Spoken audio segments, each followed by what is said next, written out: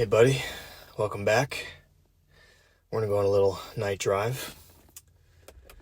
One of the most important things that I believe needs to be looked at, examined, and healed is our judgments.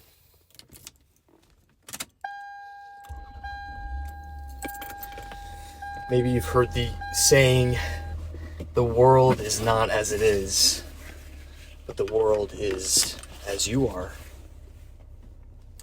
And I remember hearing that saying a few years back. The weight and gravity of that didn't really hit me until later in life.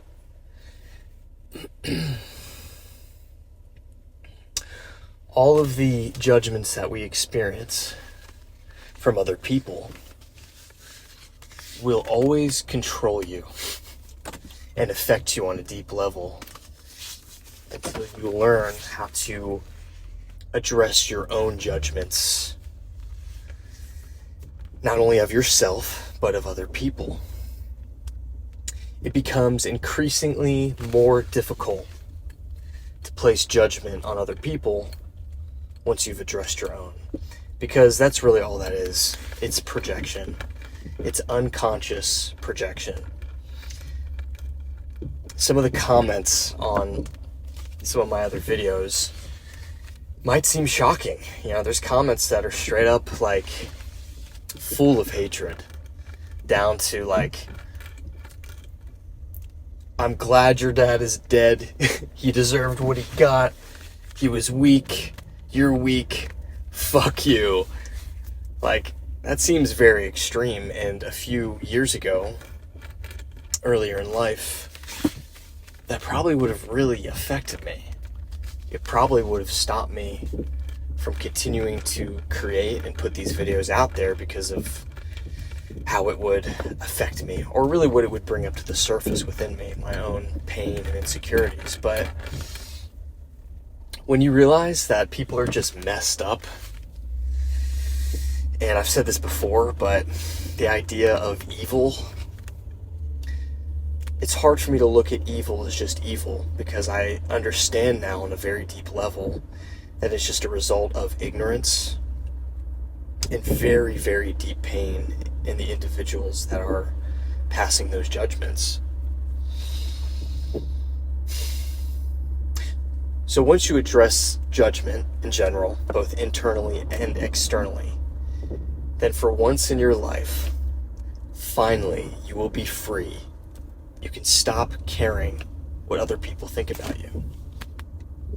It's the only way to essentially be free of the opinions and judgments of others. Because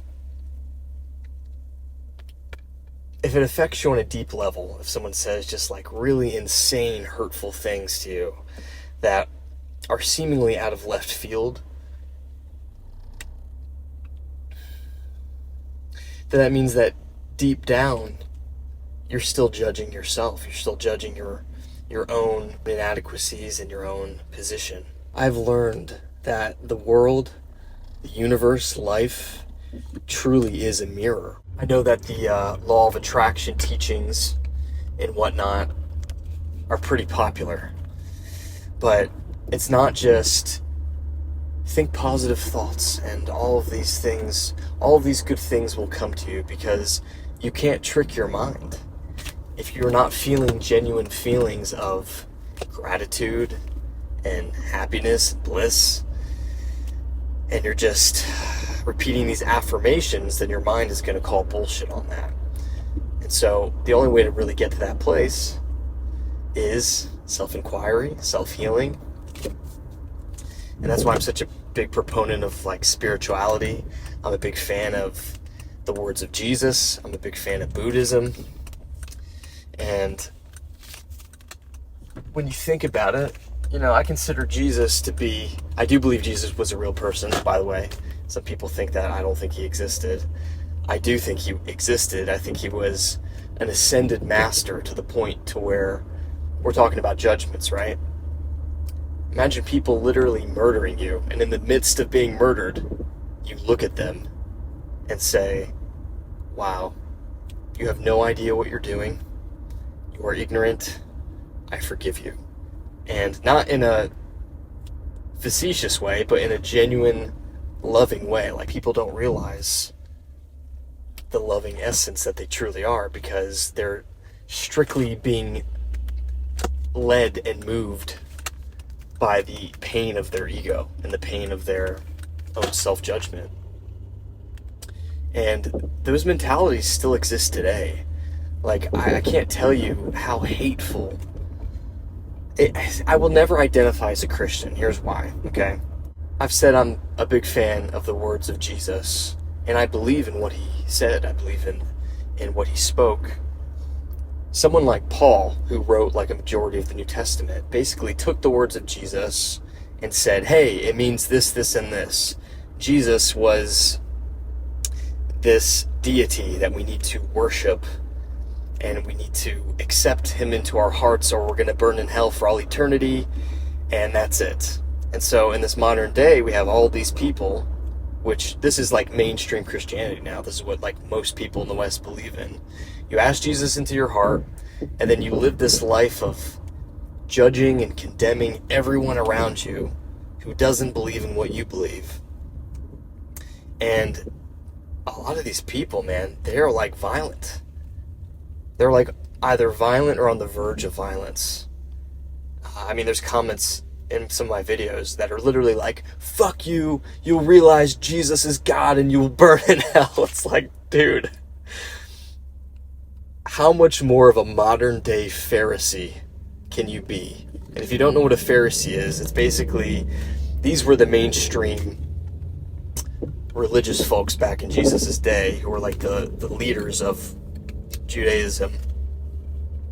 And he basically was like, hey, everything you believe in is wrong, and you have no love in your heart at all whatsoever. People have basically turned Jesus into this like, this deity that's going to come back one day as this like revenge-filled Rambo justice Jesus that's going to make the world pay for their sins because they didn't ask him into their heart. It's absurd. It really is. And I used to believe all this stuff. I was raised in this, and most of my old friends and family still believe in this. But the thing is, I actually believe in the words of Jesus so much at this point that I can no longer identify as a Christian. Even Gandhi said, he was like, I really love your Christ, but I can't stand your Christians. And I understand. It's like a lot of these people are so absent of love. They're so full of fear. They project so much judgment and condemnation. I'm digressing a little bit. Sometimes when I get on the topic of Christianity, I can just go on. And it's not out of anger. It's just, it's so obvious to me that these people are entirely missing the teachings of Jesus, this loving, passive being. And the same people that identify as Christians today are the same people who would have murdered him and felt completely justified in doing so. So, just something to think about. So in Buddhism, it says that the source of suffering is desire. Maybe in life you've had experiences where you've reached a certain goal, or you've finally gotten the woman that you want. And what happens? For a brief moment, time stands still, and you get this feeling of bliss and contentment and joy. What's really happening is, in that moment, you are free of desire because you acquired the thing that you wanted. So it creates this brief space where you're like, oh, I don't want anything. I'm so happy and content with this moment. And I'm here to tell you that when you start to transcend your judgments and the mechanism of the ego, you start to feel this level of contentment and bliss and joy just in your day-to-day, in the simple moments. You might be on a walk and the sunlight is like shining through the trees a certain way, or you see a ladybug or birds, something really random, and all of a sudden it's like, why the fuck am I tearing up right now and filled with joy?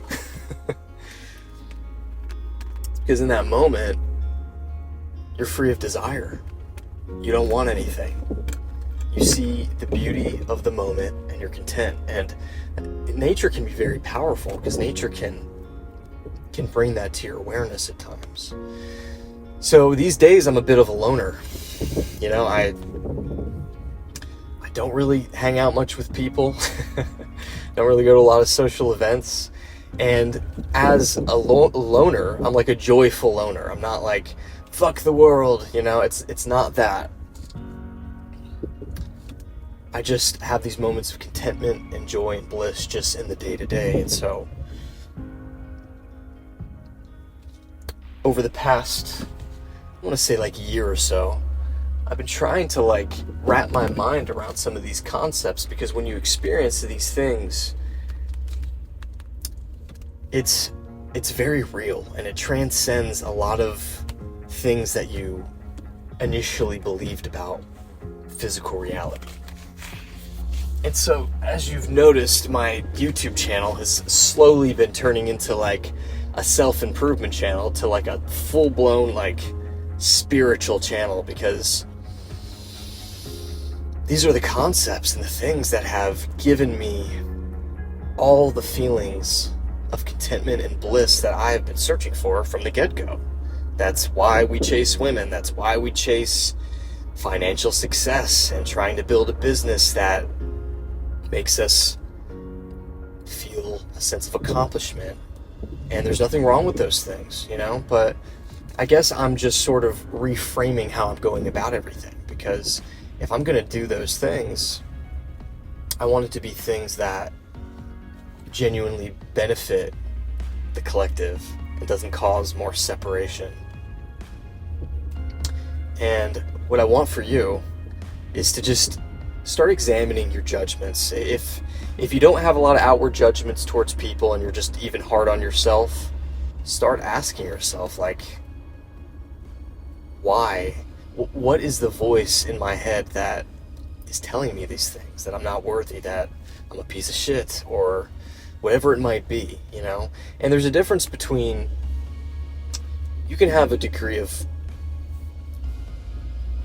prudence, okay? You can be cautious in life and realize that something's not, you know, if you're like morbidly obese and, you know, you're not healthy, then from a place of love, you can look at that and be like, okay, like, I want to be around, you know, I want to experience the fullness of this life. I want to be there for my family.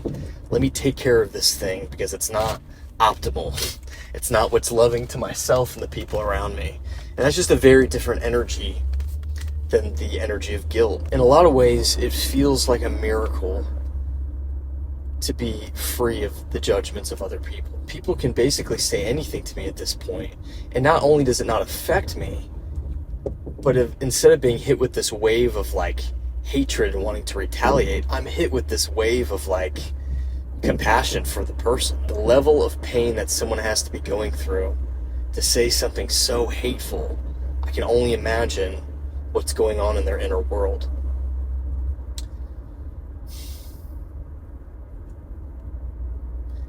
And, you know, that's a level of transcendence that I used to think was bullshit. Especially, you know, like I said, I am actually grateful for being raised as a Christian, because there is value to religion. But in a lot of ways, man, as you start growing spiritually, you will grow out of religion.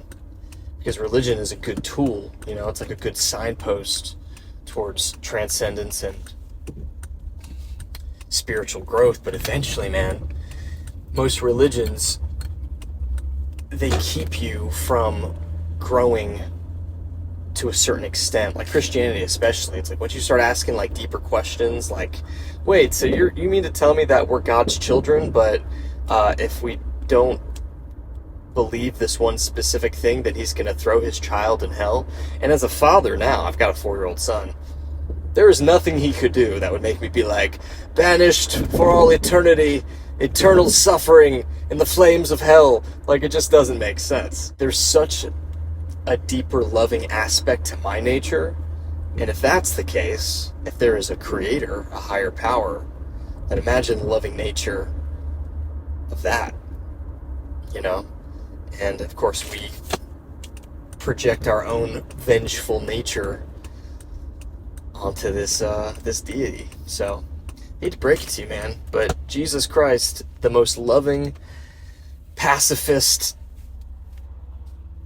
ascended person to have ever lived, is not going to break through the clouds with a machine gun and a Rambo headband and a samurai sword, who's going to punish all the people who don't agree with you. I know you would love that. I know that your ego would love that. But it's not going to happen. I promise you. And I don't even mean that in like a condescending way.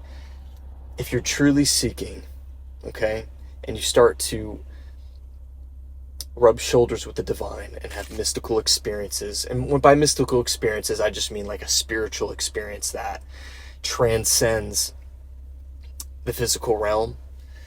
If you start reading near-death experience stories and things like that, it might trigger something in you, make you realize, man, all this vengeful, apocalyptic, God's going to destroy humanity.